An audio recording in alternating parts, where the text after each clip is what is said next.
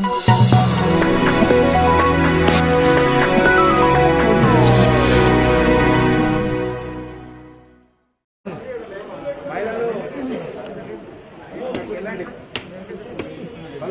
Phone sir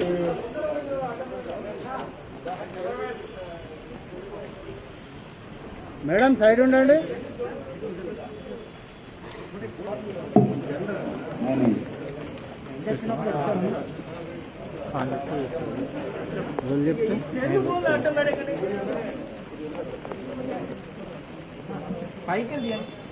అరే అరే ఆయన కట్టింది ఆయనే కాబట్టి ఆయన పోవాలి తప్పదు.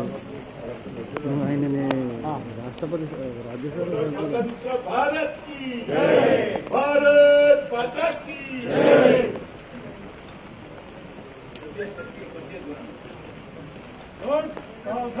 भारत माता की स्वतंत्र भारत की बोलो स्वतंत्र भारत की भारत माता की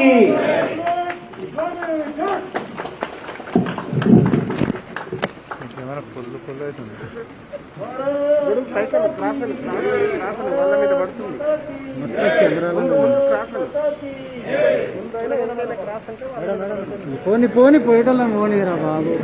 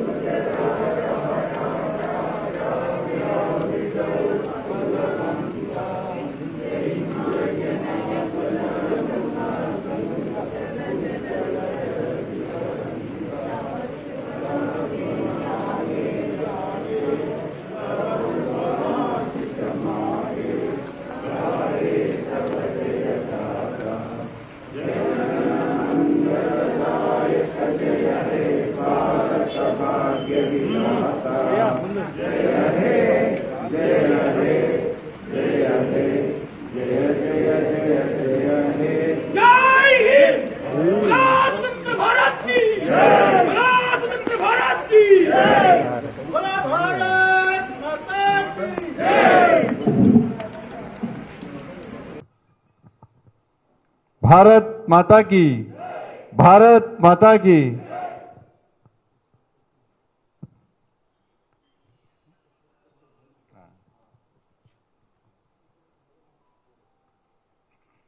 భారతీయ జనతా పార్టీ రాష్ట్ర కోర్ కమిటీ సభ్యులు, రాష్ట్ర పదాధికారులు, ఇతర సీనియర్ నాయకులు, విచ్చేసినటువంటి కార్యకర్తలందరూ కూడా, పాత్రికేయ మిత్రులందరూ కూడా 74వ స్వాతంత్ర దినోత్సవం సందర్భంగా శుభాకాంక్షలు తెలియజేస్తున్నాను. అదేవిధంగా తెలంగాణ రాష్ట్ర ప్రజలకు, భారతీయ జనతా పార్టీ కార్యకర్తలందరూ కూడా 74వ స్వాతంత్ర దినోత్సవ శుభాకాంక్షలు తెలియజేస్తా ఉన్నాను. ముందుగా దేశ స్వతంత్ర సమరంలో ఈ దేశానికి స్వేచ్ఛా వాయువులు అందించే క్రమంలో వీరోచిత పోరాటాలు చేసినటువంటి, ప్రాణత్యాగం చేసినటువంటి ఆ అమరవీరులందరినీ స్మరించుకుంటూ నాటి నుంచి నేటి వరకు కూడా దేశ సరిహద్దులో ఈ దేశ రక్షణ కోసం అసూలు బాసినటువంటి ఆ వీర జవాన్లందరూ కూడా, వాళ్ళందరూ కూడా స్మరించుకుంటూ ఏదైతే లక్ష్యం కోసం ఏదైతే త్యాగం చేసిరో వాళ్ళ ఆశయాలు నెరవేర్చే దిశగా ఈరోజు ప్రతి భారతీయ జనతా పార్టీ కార్యకర్త కానీ, ప్రతి భారతీయుడు కానీ ఆ దిశగా ప్రతిజ్ఞ చేయాలని, ప్రతిజ్ఞ పూరాలని చెప్పి అందరికీ విజ్ఞప్తి చేసుకుంటూ, అందరికి తెలిసిన విషయమే 73 ఏళ్ళ ఈ మహాప్రస్థానంలో అనేక రంగాల్లో ఈ దేశం అభివృద్ధి చెందినప్పటికీ అనుకున్న స్థాయిలో అభివృద్ధి జరగాలనే విషయం వాస్తవం. దేశంలో ఉన్నటువంటి మేధో సంపత్తిని కానీ, ఉన్న అవకాశాలను సరైన దిశగా వినియోగించుకోకపోవడం వల్ల ఈరోజు ఇటువంటి పరిస్థితి దాపరించిన విషయం అందరూ గుర్తించాల్సిన అవసరం ఉంది. ఈ మహాప్రస్థానంలో 2 రకాలుగా మనం ఈ దేశ అభివృద్ధి విషయంలో ఆలోచించాల్సిన అవసరం ఉంది. పాలన విషయంలో కానీ, అభివృద్ధి విషయంలో కానీ. 2014 ముందు 2014 తర్వాత జరిగినటువంటి పరిణామాలను అభివృద్ధిని ఒక్కసారి బేరీజు వేసుకోవాల్సిన అవసరం ఉంది. ఈ దేశంలో ప్రస్తుతం దేశభక్తుల పాలన కొనసాగుతున్నది. అనేక మంది ఏవైతే దేశం కోసం త్యాగం చేసినారో, దేనికోసం త్యాగం చేసినారో వాళ్ళ త్యాగాలను నెరవేర్చే దిశగా, వాళ్ళ ఆశయాలను నెరవేర్చే దిశగా మోడీ గారి నేతృత్వంలోని భారతీయ జనతా పార్టీ ప్రభుత్వం ప్రతి క్షణం ఆలోచిస్తూ ఈ దేశాన్ని అగ్రరాజ్యాల్లో ప్రథమ స్థానం చేసేయాలి, ఒక శక్తివంతమైన భారతదేశ నిర్మాణం జరగాలి, తల్లి భారత మాతను విశ్వగురు స్థానంలో ప్రతిష్ఠించాలనే ఒక దృఢ సంకల్పంకు ఒక సంకల్ప దీక్షతో ముందుకు సాగుతున్న విషయాన్ని ఒక్కసారి మనం ఆలోచించాల్సిన అవసరం ఉంది. 7వసారి ఎర్రకోటపై మన ప్రియతమ ప్రధాని శ్రీ నరేంద్ర మోడీ గారు జాతీయ పతాకాన్ని ఆవిష్కరిస్తున్న తరుణంలో దేశమంతా ఒక పండుగ వాతావరణం నెలకొని ఉన్నది. ప్రతిసారి ఏదో ఒక సంక్షేమ పథకాన్ని ప్రకటిస్తూ మొట్టమొదటి స్థానంలోనే మొదట్లోనే జాతీయ పతాకాన్ని ఆవిష్కరిస్తూ ఇవాళ స్వచ్ఛ భారత్ పేరుతోని, జన్ధన్ పేరుతోని ఒక సంక్షేమ పథకాలను అందించిన ఘనత మన నరేంద్ర మోడీ గారు. మనందరికీ తెలుసు, స్వచ్ఛ భారత్ ఆ రోజు ప్రకటించిన తర్వాత, ఎర్రకోటపై ప్రకటించిన తర్వాత మన దేశవ్యాప్తంగా పెను మార్పులు జరిగినాయి. మన దాదాపు 90% గ్రామాలు బహిరంగ మల విసర్జన రహిత గ్రామాలుగా ఇవాళ గుర్తింపు వచ్చినాయంటే అది మోడీ గారి ఒక పిలుపులని. మన జన్ధన్ అకౌంట్ ద్వారా గతంలో కేవలం 23 కోట్ల మంది భారతీయులకు మాత్రమే బ్యాంక్ అకౌంట్స్ ఉంటే వాళ్ళ జన్ధన్ సంక్షేమ పథకం ద్వారా, స్కీమ్ ద్వారా దాదాపు 40 కోట్లకు పైగా ఇవాళ భారతీయులందరూ కూడా, అనేక మంది పేద ప్రజలు కూడా, బ్యాంకు విషయంలో అవగాహన లేని పేద ప్రజలు కూడా ఈరోజు బ్యాంక్ అకౌంట్స్ ఓపెన్ చేసే వాళ్ళ దాని ద్వారా ఇలా డిజిటల్ బ్యాంకింగ్ అనే నూతన విప్లవానికి నాంది పలికినంటే ఒక్కసారి మనం గుర్తుంచుకోవాల్సిన అవసరం ఉంది. దాంతోపాటు ఈ 6 ఏళ్ల పాలనలో అనేక సాహసోపేతమైన నిర్ణయాలు, ఆర్థిక పరంగా కానీ ఇవాళ అనేక విషయాల్లో ఇవాళ అనేక సంచలనాత్మక నిర్ణయాలు తీసుకొని, సాహసోపేతమైన నిర్ణయాలు తీసుకొని ఈ దేశ ప్రజల యొక్క గౌరవాన్ని, ప్రతిష్టను ప్రపంచంలో చాటి చెప్పడానికి ఘనత నరేంద్ర మోడీ గారు. గతంలో ప్రపంచ దేశాల్లో మన భారతీయులందరూ కూడా భారతీయులను చెప్పుకునేటువంటి అవకాశం లేకుండా వెనుకడు వేసే తరుణంలో ఈరోజు ప్రపంచంలో ఉన్న ప్రతి భారతీయుడు ఎస్ నేను భారత మాత ముద్దుబిడ్డ, నేను భారతీయులని సగర్వంగా తలెత్తుకొని చెప్పేటువంటి పరిస్థితి వచ్చిందంటే దాని ప్రధాన కారణం మోడీ గారు తీసుకునే సాహసోపేతమైన నిర్ణయాల విషయాన్ని ఒక్కసారి మనం గుర్తుంచుకోవాల్సిన అవసరం ఉంది. ఒకవైపు దేశము ప్రపంచమంతా కరోనా మహమ్మారి వల్ల ఇబ్బంది పడుతున్న తరుణంలో దేనికి వెనుకడు వేయకుండా ప్రపంచానికి ఒక స్ఫూర్తి సందేశాన్ని అందించే విధంగా మనం మొట్టమొదటిసారిగా లాక్డౌన్ ప్రకటించినప్పుడు కూడా ఈ దేశంలో ఏ ఒక్క పేద ప్రజలు కూడా ఆకలితో అలమటి చెందిన ఉద్దేశంతో ఒకవైపు పార్టీ కార్యకర్తలను సేవా దృక్పథంతో ముందుకు వెళ్ళాలనే సంకేతం ఇచ్చి, ఒక సందేశం ఇచ్చి వాళ్ళ ఒకవైపు భారతీయ జనతా పార్టీ కార్యకర్తలు రాజకీయాలకు అతీతంగా, కులాలకు అతీతంగా, వర్గాలకు అతీతంగా, వర్ణాలకు అతీతంగా సేవా దృక్పథం చేస్తూ పార్టీ పేద ప్రజలు ఆదుకునే ప్రయత్నం చేస్తుంటే వాళ్ళ ఆర్థికంగా కూడా ఈ దేశంలో ఏ ఒక్క ప్రజలు కూడా ఇబ్బంది పడుతున్న ఉద్దేశంతో 20 లక్షల కోట్ల పేరుతోని ఆత్మ నిర్భర భారత్ పేరుతోని సంక్షేమ పథకాన్ని అందించి ఈ దేశ ప్రజలను ఆదుకోవడానికి ఘనత శ్రీ నరేంద్ర మోడీ గారి నేతృత్వంలో భారతీయ జనతా ప్రభుత్వం, మన ప్రభుత్వాన్ని. ఒకవైపు దేశం అన్ని రకాలుగా అభివృద్ధి చెందుతుంటే ఇవాళ తెలంగాణ రాష్ట్ర పరిస్థితి మనకు తెలుసు. ఒక ప్రశాంతమైన వాతావరణంలో, ఒక సంతోషకరమైన వాతావరణంలో స్వాతంత్ర్య దినోత్సవ వేడుకలు జరుపుకోవాల్సిన పరిస్థితుల్లో ఇవాళ తెలంగాణ రాష్ట్ర ప్రజలందరూ కూడా వాళ్ళ ఇబ్బందులతో, సమస్యలతో తల్లడిల్లుతూ ఇవాళ స్వాతంత్ర్య దినోత్సవ వేడుకలు జరుపుతుంటే దీనికి కారణం ఎవరో ఒక్కసారి మనం ఆలోచించాల్సిన అవసరం ఉంది. 2014 కంటే ముందు గతంలో అనేక సంవత్సరాలు రజాకారుల పాలనలో కానీ వాళ్ళ అకృత్యాలకు తట్టుకోలేక ఒక విరోచిత పోరాటం చేసిన తర్వాత ఇలా 2014లో మనము అనేక మంది అమరుల త్యాగాల ఫలితంగా తెలంగాణ రాష్ట్రాన్ని ఏర్పాటు చేసుకున్నాం. మనం చూస్తున్న తెలంగాణ రాష్ట్రంలో పరిస్థితి ఏందో, విద్య, ఉపాధి, ఉద్యోగ అవకాశాలలో తెలంగాణకు అన్యాయం జరుగుతుందని భావించి ఆంధ్రప్రదేశ్ను విభజించి వాళ్ళ తెలంగాణ రాష్ట్రంగా ప్రత్యేకంగా రాష్ట్రంగా ఏర్పడిన తర్వాత వాళ్ళు మనకు న్యాయం జరుగుతుంది, మన రాష్ట్రాన్ని మనం ఏర్పాటు చేసుకోని చెప్పి భావిస్తున్న తరంలో గతంలో ఏ విధంగా రజాకారుల పాలన సాగిందో ఈరోజు అదే పాలన కొనసాగుతున్నది. అంతకుముందు king court palace, Falaknuma palace నుంచి ఆ రోజు రాజ్యాధికార పాలన కొనసాగిస్తే ఈరోజు కేసీఆర్ నేతృత్వంలో టీఆర్ఎస్ పార్టీ ప్రభుత్వం ప్రగతి భవన్ అనే ప్యాలెస్తోని, ఫామ్ హౌస్ అనే ప్యాలెస్తోని వాళ్ళ దాని ద్వారా వాళ్ళ పాలన కొనసాగిస్తూ ప్రజలకు అందుబాటులో లేని పాలనగా,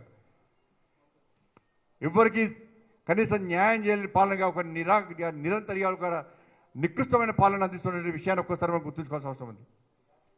ఆ రోజు అయితే రజాకార్లకు వ్యతిరేకంగా మనము యుద్ధాన్ని కొనసాగించి అనేక మంది స్ఫూర్తిగా తీసుకొని మొన్న తిరిగి మలిదశ ఉద్యమంలో తెలంగాణ రాష్ట్రాన్ని సాధించుకున్నామో, ఆ రోజు ఎవరైతే రజాకార్ల వ్యతిరేకంగా పోరాటం చేస్తామో ఆ రజాకార్ల వారసులను ఇలా ప్రగతి భవన్లో కేసీఆర్ పక్కన చేసుకొని వాళ్ళ అడుగుజాడలు నడుస్తూ వాళ్ళ మనలను ఇలా శాసిస్తున్న విషయాన్ని ఒక్కసారి తెలంగాణ రాష్ట్ర ప్రజలు గుర్తుంచుకోవాల్సిన అవసరం ఉంది. వాళ్ళ దేశానికి స్వాతంత్ర్యం వచ్చిన తర్వాత కూడా 13 నెలల పాటు వాళ్ళ నియంత్రిత పాలన మనం కొనసాగించాం. నియంత్ర పాలనను మనం అనుభవించినాం. వాళ్ళ తర్వాత విమోచన పొందిన తర్వాత ఈ రోజు కూడా ఇంకా గడ్డీల పాలన కొనసాగుతున్న విషయాన్ని ఒక్కసారి మనం గుర్తుంచుకోవాల్సిన అవసరం ఉంది. వాళ్ళ 17th సెప్టెంబర్ను ఎట్టి పరిస్థితుల్లో జరపాలని చెప్పి ఆ రోజు ఉద్యమ సమయంలో వివరించినటువంటి కేసీఆర్, డిమాండ్ చేసినటువంటి కేసీఆర్ గారు ఈరోజు దానికి భిన్నంగా ఇవాళ గత అమరవీరుల చరిత్రను పూర్తిగా తెరమరుగు చేయాలి. ఎవరైతే ప్రాణత్యాగం చేశారో వాళ్ళని పూర్తిగా తెరమరుగు చేయాలి. మొదటి దశ ఉద్యమంలో కానీ మళ్ళీ దశ ఉద్యమంలో కానీ ఎవరైతే విరోధ పోరాటం చేశారో, ఎవరైతే మేధావులు ఉన్నారో, ఎవరైతే ఆలోచన పరున్నారో వాళ్ళందరి చరిత్రను తెరమరుగు చేసి ఆయన చరిత్రను, ఆయన కుటుంబ చరిత్రనే రాబోయే తరాలకు అందించాల కుట్రలో భాగంగా ఇవాళ 17th సెప్టెంబర్ను తెలంగాణ విమోచన దినోత్సవాన్ని జరపకుండా వాళ్ళు నిర్లక్ష్యం చేస్తున్న విషయాన్ని ఒక్కసారి తెలంగాణ ప్రజలు గుర్తుంచుకోవాల్సిన అవసరం ఉంది. కేవలం ఆయననే ఈ దేశానికి తెలంగాణ రాష్ట్ర ఉద్యమంలో ఆయనే ఓడిచిండు, నేనే చేసిన, నా వల్లనే, నా కుటుంబం వల్లనే తెలంగాణ రాష్ట్రాన్ని సాధించుకోవడం చెప్పి రాబోయే తరాలకు అందించాల కుట్రలో భాగమే 17th సెప్టెంబర్ను తెలంగాణ విమోచన దినోత్సవాన్ని అధికారికంగా జరగకపోవడానికి ప్రధాన కారణం అనే విషయాన్ని ఒక్కసారి మనం గుర్తుంచుకోవాల్సిన అవసరం ఉంది. ఒకవైపు మోడీ గారు దేశంలో అనేక సంక్షేమ పథకాలు కోవిడ్ సందర్భంలో కూడా ప్రవేశపెడితే ఇవాళ 7,000 కోట్లకు పైగా ఇవాళ కరోనా మహమ్మారి విషయంలో ఈ తెలంగాణ రాష్ట్ర ప్రజలను ఆదుకోవడానికి కేంద్రము 7,000 కోట్లకు పైగా నిధులు కేటాయిస్తే ఏ ఒక్క పైసా ఖర్చు పెట్టకుండా ఇవాళ ఈ తెలంగాణ రాష్ట్ర ప్రజలను వంచి మోసం చేస్తున్న విషయాన్ని ఒక్కసారి గుర్తుంచుకోవాల్సిన అవసరం ఉన్నది. డాక్టర్లు ఇబ్బంది పడుతున్నారు, పారామెడికల్ సిబ్బంది ఇబ్బంది పడుతున్నారు, పోలీసులు ఇబ్బంది పడుతున్నారు, ఆశా వర్కర్లు ఇబ్బంది పడుతున్నారు, అంగన్వాడీ టీచర్లు ఇబ్బంది పడుతున్నారు, పాత్రికేయ మిత్రులు ఇబ్బంది పడుతున్నారు, కుల వృత్తుల వాళ్ళు ఇబ్బంది పడుతున్నారు, ప్రైవేట్ టీచర్స్ ఇబ్బంది పడుతున్నారు, ప్రైవేట్ లెక్చర్స్ ఇబ్బంది పడుతున్నారు, ఇలా రోజువారీ కూలీలందరూ కూడా ఇబ్బంది పడుతున్నారు, పేద ప్రజలందరూ కూడా ఇబ్బంది పడుతున్న విషయాన్ని ఒక్కసారి ఈ రాష్ట్ర ముఖ్యమంత్రి గుర్తుంచుకోవాల్సిన సమయంలో కేవలం ఈ రాష్ట్ర ప్రజలను ఆదుకునే ప్రయత్నం చేయకపోగా ఇలా ఫామ్ హౌస్కే పరిమితమై తనకు తాను తన కుటుంబాన్ని రక్షించుకోవడమే ముఖ్యం తప్ప ఈ తెలంగాణ రాష్ట్ర ప్రజలు, పేద ప్రజలను కాపాడుకునే ప్రయత్నం చేయకపోవడం వల్లనే వాళ్ళ తెలంగాణ రాష్ట్రంలో వాళ్ళ కోవిడ్ సందర్భంగా వాళ్ళ ప్రాణాలను కాపాడుకునే ప్రయత్నంలో ఇలా కార్పొరేట్ హాస్పిటల్లో ఫీజులు చెల్లించలేక దాన్ని నియంత్రించే దమ్ము ఈ టీఆర్ఎస్ పార్టీకి లేకపోవడం వల్ల అనేక మంది పేద ప్రజలు వాళ్ళ ప్రాణాలు హరించిపోతున్న విషయాన్ని ఒక్కసారి రాష్ట్ర ముఖ్యమంత్రి గ్రహించాల్సిన అవసరం ఉంది. కేంద్రం ఇచ్చిన నిధులను పూర్తిగా దారి మళ్లిస్తూ దానికి భిన్నంగా కేంద్రాన్ని ఇలా ప్రతి విషయంలో అప్రతిష్టపాలు చేసే ప్రయత్నం రాష్ట్ర ముఖ్యమంత్రి చేస్తున్నాడు. మంచి జరిగితే ఆయన ఖాతాలో, చెడు జరిగితే మాత్రం కేంద్రం మీదకి నెట్టేసే ప్రయత్నం ఈ రాష్ట్ర ముఖ్యమంత్రి చేస్తా ఉన్నాడు. ఏ ప్రాంతంలో కూడా, ఏ జిల్లాలో కూడా కనీసం ప్రభుత్వ ఆసుపత్రుల్లో వైద్య సౌకర్యాలు లేకపోవడం వల్ల, డాక్టర్లకు వైద్య సిబ్బందికి సేవ చేసే ఆలోచనప్పుడు కూడా వాళ్ళకే రక్షణ లేకపోవడం వలన, కనీసం ఇలా ప్రభుత్వ ఆసుపత్రిలో వైద్య సదుపాయాలు లేకపోవడం వలన, టెస్టుల సంఖ్య పెంచకపోవడం వలన తన ప్రతిష్ట పెంచుకోవడానికి ఇవాళ తెలంగాణ రాష్ట్రాన్ని అప్రతిష్ట మూడటువంటి మూర్ఖత్వ ముఖ్యమంత్రి ఈ రాష్ట్ర ముఖ్యమంత్రి. ఇవాళ దేశవ్యాప్తంగా అనేక రాష్ట్రాలు ఆ రాష్ట్ర ముఖ్యమంత్రుల గురించి, వాటి పాలన గురించి ఈ 15th ఆగస్టు స్వాతంత్ర దినోత్సవం సందర్భంగా పొగడ్తలతో ముంచేస్తుంటే ఈ రాష్ట్రంలో ఈ రాష్ట్ర ముఖ్యమంత్రి యొక్క విచిత్రమైన వ్యవహార శైలి వల్ల చాతకంత విషయాన్ని ఇవాళ తెలంగాణ రాష్ట్ర ప్రజలు వాళ్ళు గుర్తించుకుంటున్నారంటే నిజంగా ఈ రాష్ట్ర ముఖ్యమంత్రి సిగ్గుతో తలవంచుకోవాల్సిన అవసరం ఉంది. వాళ్ళు ఒకవైపు కోవిడ్ వల్ల ఇబ్బంది పడుతున్నారు, వాళ్ళ కనీసం ఇంతమంది పేద ప్రజలు ఇబ్బంది పడుతుంటే వాళ్ళ మోడీ గారు దేశ ఆర్థిక వ్యవస్థను పటిష్టపరచడమే కాకుండా పేద ప్రజలను ఆదుకోవాలనే ఉద్దేశంతో, పేద ప్రజలు ఇబ్బంది పడుతున్న ఉద్దేశంతో అనేక సంక్షేమ పథకాలు ప్రవేశపెడితే ఈ రాష్ట్ర ముఖ్యమంత్రి కనీసం ఈ కరోనా మహమ్మారి వల్ల ఈ రాష్ట్రంలో పేద ప్రజలు ఇబ్బంది పడుతున్నారు, అనేక మంది అవుట్ సోర్సింగ్ ఉద్యోగం తొలగిస్తున్నారు, అనేక మంది ఇబ్బంది పడుతున్నారు. వాళ్ళ కుటుంబాన్ని పోషించుకోవడమే ఇబ్బంది కూడా పరిస్థితిలో కనీసము కోవిడ్ లాక్డౌన్ సందర్భంగా ఒక్క సంక్షేమ పథకాన్ని కూడా ఈ రాష్ట్రంలో ఈ రాష్ట్ర ముఖ్యమంత్రి ప్రకటించలేదంటే ఇంతకంటే సిగ్గుచేటి ఇంకోటి కాదు. ఒక్క పైసా కూడా ఈ రాష్ట్రం ప్రత్యేకంగా కేటాయించలేదంటే ఇంతకంటే దౌర్భాగ్యం ఇంకోటి కాదు. కేవలము కేంద్రం ఇచ్చిన నిధులు తప్ప, కేంద్రం ఇచ్చిన సంక్షేమ పథకాలు తప్ప ఒక్క సంక్షేమ పథకం కూడా ఈ రాష్ట్రంలో ఈ రాష్ట్ర ముఖ్యమంత్రి ప్రత్యేకంగా ఈ సంక్షేమ పథకం ప్రవేశపెట్టలేదు. ఒక్క పైసా కూడా ప్రత్యేకంగా ఈ రాష్ట్ర ప్రజలను ఆదుకునే ప్రయత్నం చేయలేదు. ఒక్క పైసా కూడా కేటాయించిన విషయాన్ని ఒక్కసారి రాష్ట్ర ప్రజలు అవసరం ఉంటుంది. వాళ్ళు కేవలం నీళ్లు, నిధులు, నియామకాల పేరుతోని తెలంగాణ రాష్ట్రాన్ని ఏర్పాటు చేసుకుంటే వాళ్ళ దానికి భిన్నంగా నీళ్ళన్ని ఫామ్ హౌస్కు వాళ్ళ నిధులన్నీ కూడా దారి మళ్లించి జేబులు నింపుకునే ప్రయత్నం చేస్తున్నాడు.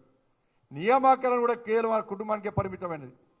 తెలంగాణ రాష్ట్ర 2014 తెలంగాణ రాష్ట్ర ఏర్పాటు సమయంలో వాళ్ళ ధనిక రాష్ట్రంగా ఉన్న తెలంగాణ రాష్ట్రానికి వాళ్ళ అప్పుల రాష్ట్రంగా చేసిన దౌర్భాగ్య ముఖ్యమంత్రి ఈ రాష్ట్ర ముఖ్యమంత్రి కేసీఆర్.